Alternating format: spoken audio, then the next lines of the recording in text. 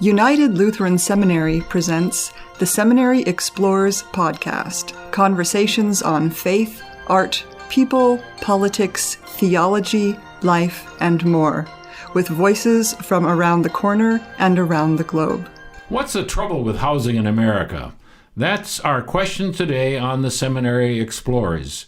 I'm Jerry Christensen, and our guest is Megan Shreve. She is the CEO of the South Central Community Action Programs in Gettysburg, Pennsylvania, where we're broadcasting today. In fact, we're broadcasting from Megan's office in beautiful downtown Gettysburg. And I say that with a little bit of tongue-in-cheek, but in all seriousness, the issues we're talking about are global. They are certainly national, and they're regional, but we're going to use as our evidence a relatively small county in south central Pennsylvania, which is primarily rural and small town, but has these issues in abundance. So what is wrong with housing in America today? Well, first, thanks for letting me join you. It's exciting to be able to talk about these issues, and hopefully we'll get some creative thinking out there to help us come to some resolutions and look for solutions. So the biggest issue with housing, I think, across the country is that it's become unaffordable for low-wage earners. And when I think about low-wage earners, I'm thinking about those folks that are making, minimum wage, which is still in some of our states is $7.25, up to probably that $18 or $19 an hour. In fact, there was a recent article on Money Watch for CBS News done by Kate Gibson, and it was entitled "Minimum Wage Doesn't Cover Rent Anywhere in the United States." And they were saying that nationally you would need to have $17.90 for a one-bedroom and $22.10 for a two-bedroom.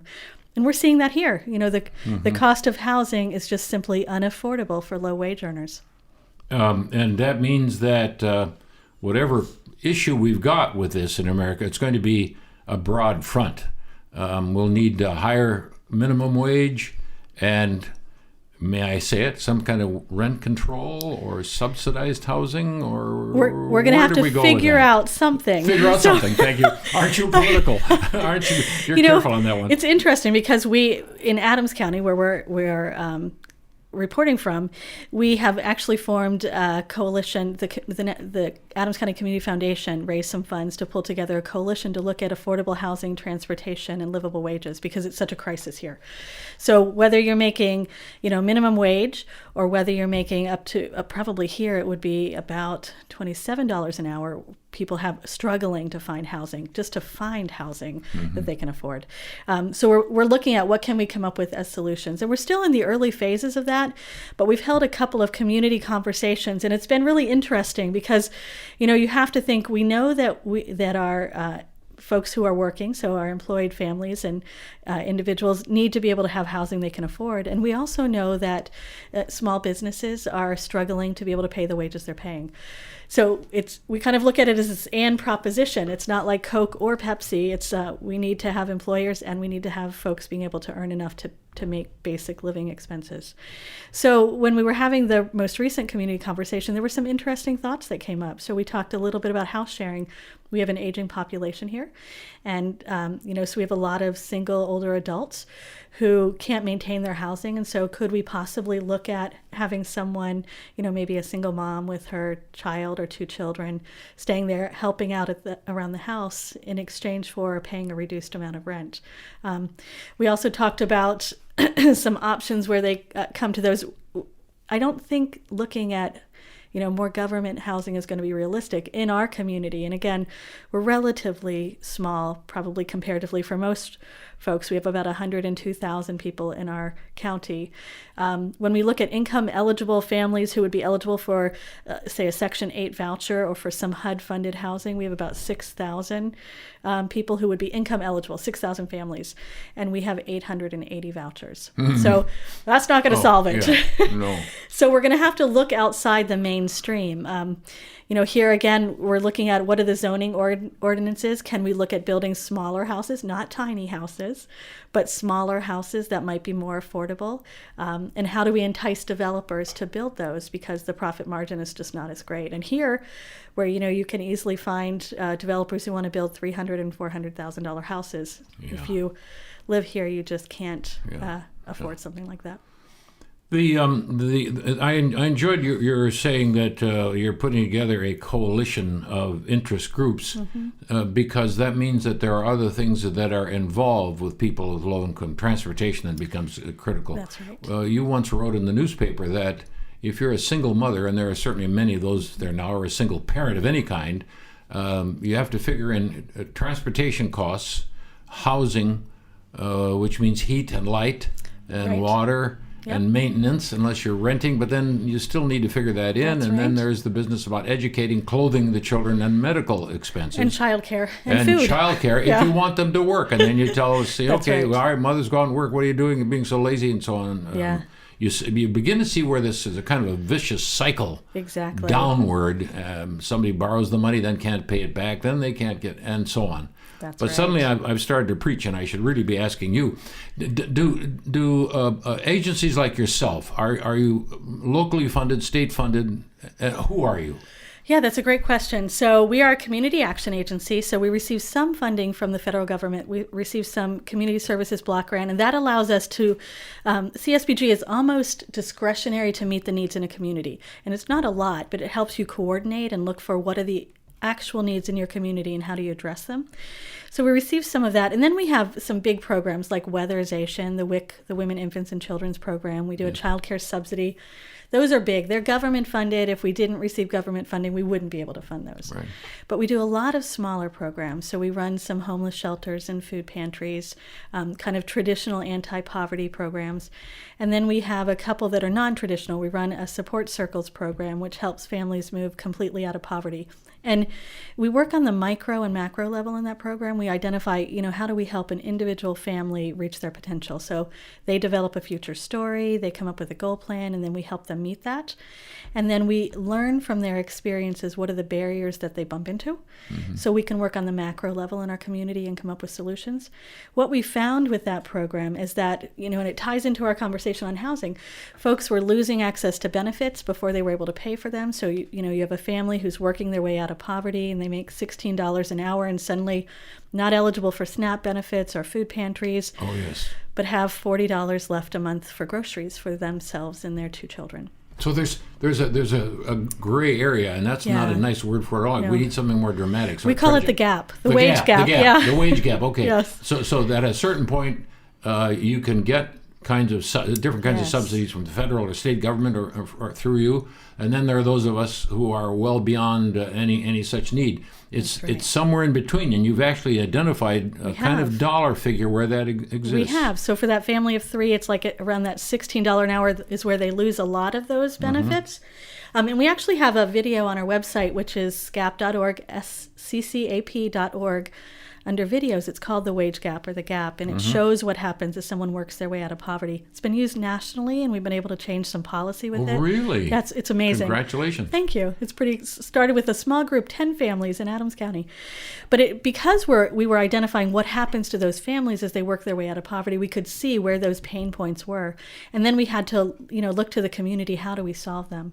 And with those families, we matched them with middle-class allies, volunteers who kind of walk alongside them on the journey. And they, provide support like emotional support and help them process. They give them different perspectives that you might have from the middle class as opposed to someone who's coming from generational or situational poverty. And then together we work on those community solutions. And I remember there was one woman who was an ally. So she was a middle class ally working with a family who she got to really care about, this family from poverty. And she came to me one day and she said, did you know, she's lost her food stamps and doesn't have enough money for food. And so we talked about that. It's a system issue that's broken. And so she reached out to her friend who runs the farmer's market, and they started donating food to our Circles families. And that was the beginning of a community solution that's led to something called the Gleaning Initiative. And it's gleaning with a G, not cleaning, but gleaning, which is an old biblical principle that you go out after the harvest and you let folks who don't have anything be able to pick what's left. And so we coordinate with volunteers, about 650 volunteers, to go out after the harvest in Adams County, and we pick produce and we bring it in, and anyone who considers themselves food insecure can come get it for free. And last year, in Adams and Franklin County, we brought in 300,000 pounds of produce. And we're working with less than 10 producers, 10% of the producers. So the amount of food waste that exists. And for us, so it's a huge community asset. We have a lot of agriculture. We've been able to take that asset that this community has and make it part of the community solution to help families get out of poverty. So it's thinking outside the box. Yeah. So, we feel like we've done a lot of that with food. There are a number of other solutions that we've come up with, again, because that was the first barrier that families came into. And now we're looking at that for housing. So, part of the benefit of building a coalition is that there's wisdom in the group that we may not have. There are solutions that we haven't thought of. There are connections that we don't have. But somebody in the room, somebody in part of the conversation can think of something that we would not have even considered. Megan Shreve is the CEO of South Central Community Action Programs, and we're talking about the crisis in housing. It's always been there, but it's more critical in times of industrialization and a rapidly growing population and rapidly increasing wages among the middle and upper classes and declining income in the lower. I'm Jerry Christensen, and you're listening to the Seminary Explorers. You mentioned gleaning, one of your programs. You have another called Circles. Yes. Yep. Support Circles is that program where families actually work to get completely out of poverty. So it's not government funded. And it's a long-term solution, so people don't get anything. They come for dinner and childcare, so we provide dinner and childcare, but then we really provide protected time and space for them to create a future story. And what we find with folks who are living in poverty, as well as I think this is true for people in the middle class, we get so busy doing the work that we have to do, whatever that is, that we forget to think about what is it that we want out of life. And so for families from poverty who go from crisis to crisis, that's really true. So we provide this protected time and space. They come up with a future story, what they want for themselves and their children, and then set SMART goals to achieve it. And then we match them with those middle class volunteers, and together we work towards meeting those goals. So the family is completely responsible for the personal choice issues, what they want to do from a vocation, and a lot of those families end up going to college. And we've had a number of those families work their way out of poverty and buy houses, which goes back to our housing discussion. But we find that when they develop that future story, when they receive appropriate support, they can make really good personal choice issues. And again, when we provide appropriate support, they can use it as a stepping stone to get out of poverty. And then we work, looking for community solutions or to change policy so that we can systemically work on the things that keep people stuck in poverty. Are these two programs, Gleaning and Circles, Support Circles, your own, or are they part of a national network, or have you shared the good news with others? Sure. So there are gleaning initiatives gleaning initiatives that are all across the country. So the one here started, there was a couple who had come back from a missions trip, and they wanted to do something locally. Their connections they were landscapers, so their connections was the agriculture business. And they started gleaning. They'd heard about the issues that families were having. And then it became too big for them, and so SCAP took it under our wings, and it has just flourished. But that happens across the country, not in enough places, though. I mean, we have tremendous amounts of food waste in the United States, significant amount. We'll have a producer or a farmer call us, and whether it's that their produce, maybe, there was hail damage, so they have spots, with perfectly good produce that our families can have, or maybe something is no longer desirable in the market, so they have 6 acres of peas. Do we want to come pick them? And we do. Otherwise, it would have rotted on the vine, and what a waste that is. So farmers are deeply appreciative to see it go to good use, and our families, traditional food pantries are incredibly underfunded. We run a food pantry, and we get $5.25 per family per month to spend on food. Well, as on my way down for this interview today, Megan, there were 2 younger people, 30s maybe, who were carrying what looked like very large sleeping bags, and I think they were heading to one of our churches. And all of a sudden it crossed my mind, this could be something to do with an overnight with Gettysburg Cares. Yeah, there is so we run the shelter so we have a building that houses families. So we have up to capacity for 10 families at any one time. But there are more homeless in Adams County than that. And so for single adults and families who can't get into our shelter, the churches have stepped up. Again, it's a community solution. it's a Band-Aid community solution, an important Right. one. But those churches for a week each will take them and allow folks to sleep in their sanctuary or in their community rooms so that people have a warm place to sleep. And I think that's what it takes right now. I think that we all have to pull together in order to make it work. That's not the solution. The solution is getting those folks into Yes. housing. Yeah. So, we run a family shelter, and a huge percentage of those folks are people who are working but can't afford housing, which is a terrible situation to be in. Now, the kind of weather we're having right now, we're podcasting, obviously, in a typical Gettysburg winter. It's dark and gray and rainy. But in any case, it struck me when I saw this, as it does other times, it's not the first time, that you'd hate to think of anyone, particularly children, who have to spend the night out in the cold or looking for housing. This is the worst possible scenario, or looking to live in one's car. Right.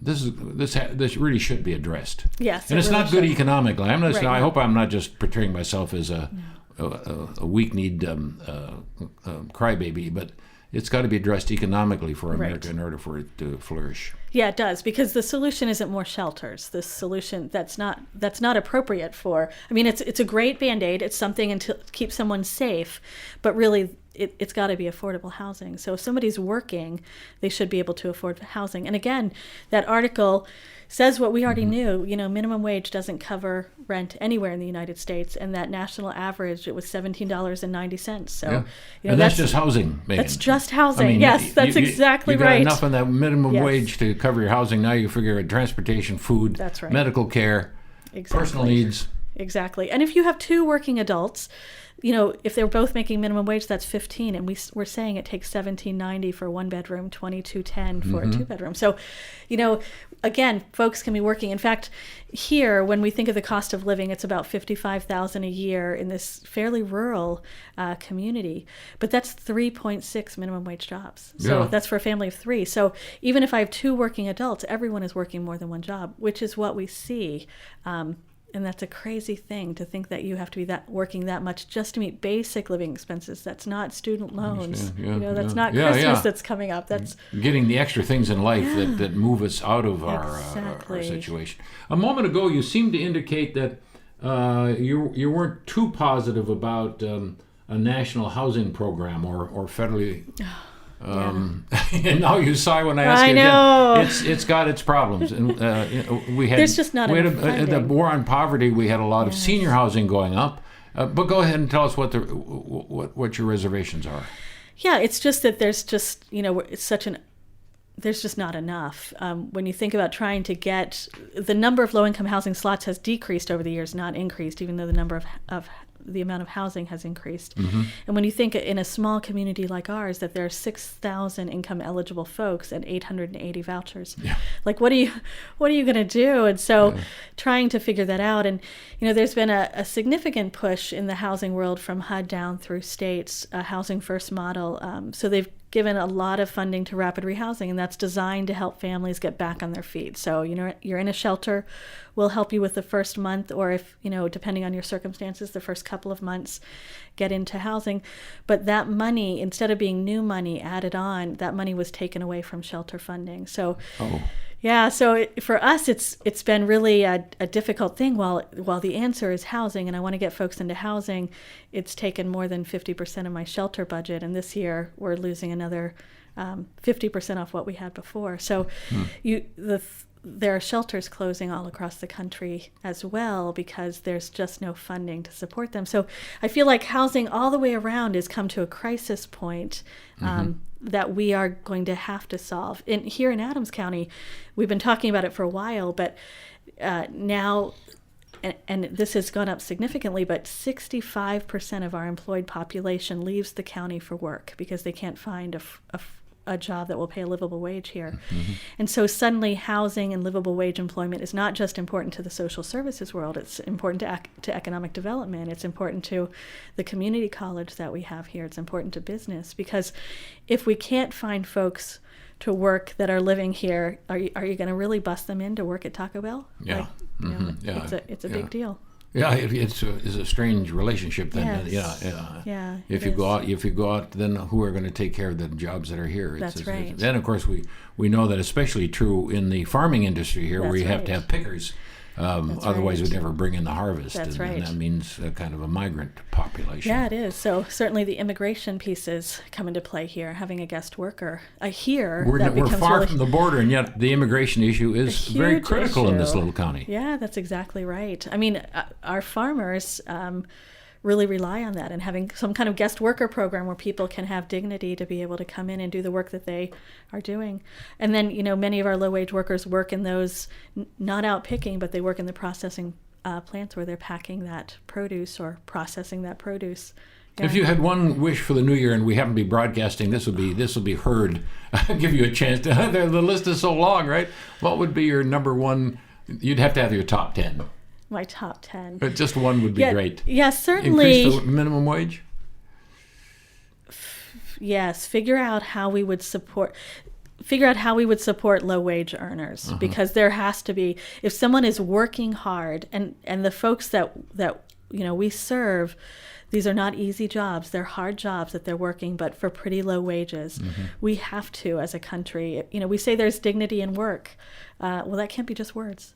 There has to be dignity in work, and if you are working hard, you should be able to afford to meet at least your basic living expenses.